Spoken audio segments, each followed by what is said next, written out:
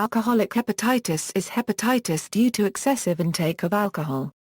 It is usually found in association with fatty liver, an early stage of alcoholic liver disease, and may contribute to the progression of fibrosis, leading to cirrhosis.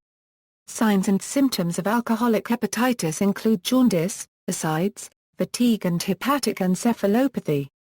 Mild cases are self-limiting, but severe cases have a high risk of death. Severe cases may be treated with glucocorticoids. Signs and symptoms. Alcoholic hepatitis is characterized by a myriad of symptoms, which may include feeling unwell, enlargement of the liver, development of fluid in the abdomen, and modest elevation of liver enzyme levels. Alcoholic hepatitis can vary from mild with only liver enzyme elevation to severe liver inflammation with development of jaundice, prolonged prothrombin time, and even liver failure. Severe cases are characterized by either obtundation or the combination of elevated bilirubin levels and prolonged prothrombin time. The mortality rate in both severe categories is 50% within 30 days of onset. Alcoholic hepatitis is distinct from cirrhosis caused by long-term alcohol consumption. Alcoholic hepatitis can occur in patients with chronic alcoholic liver disease and alcoholic cirrhosis. Alcoholic hepatitis by itself does not lead to cirrhosis, but cirrhosis is more common in patients with long-term alcohol consumption. Some alcoholics develop acute hepatitis as an inflammatory reaction to the cells affected by fatty change. This is not directly related to the dose of alcohol.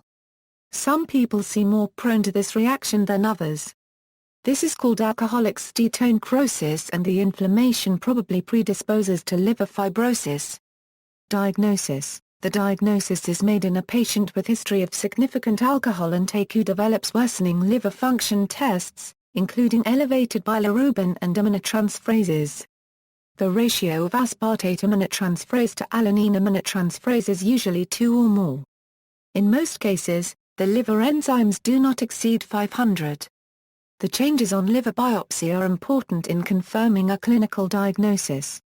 Pathophysiology. Some signs and pathological changes in liver histology include, Mallory's hyaline body, a condition where prekeratin filaments accumulate in hepatocytes.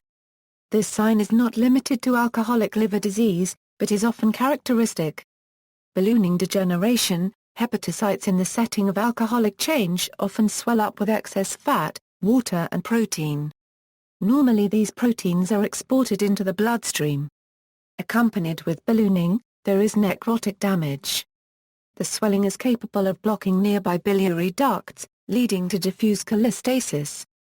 Inflammation. Neutrophilic invasion is triggered by the necrotic changes and presence of cellular debris within the lobules.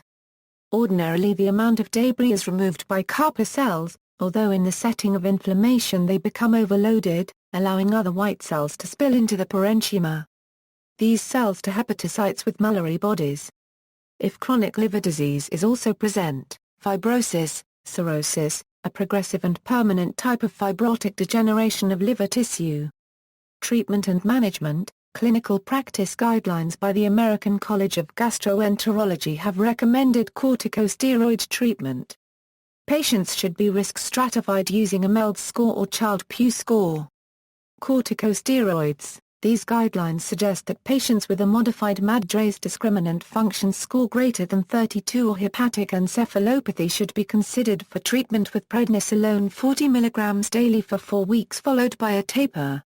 Pentoxifylline. A randomized controlled trial found that among patients with a discriminant function score greater than 32 and at least one of the following symptoms, 4.6 patients must be treated with pentoxifylline for 4 weeks to prevent one patient from dying. Subsequent trials have suggested that pentoxifylline may be superior to prednisolone in the management of acute alcoholic hepatitis with discriminant function score greater than 32. Advantage of pentoxifylline over prednisolone was better tolerability, lesser side effects, with decreased occurrence of renal dysfunction in patients receiving pentoxifylline. Potential for combined therapy. A large prospective study of over 1,000 patients investigated whether prednisolone and pentoxifylline produced benefits when used alone or in combination. Pentoxifylline did not improve survival alone or in combination. Prednisolone gave a small reduction in mortality at 28 days, but this did not reach significance, and there were no improvements in outcomes at 90 days or 1 year. See also, AST-ALT ratio, steatohepatitis. References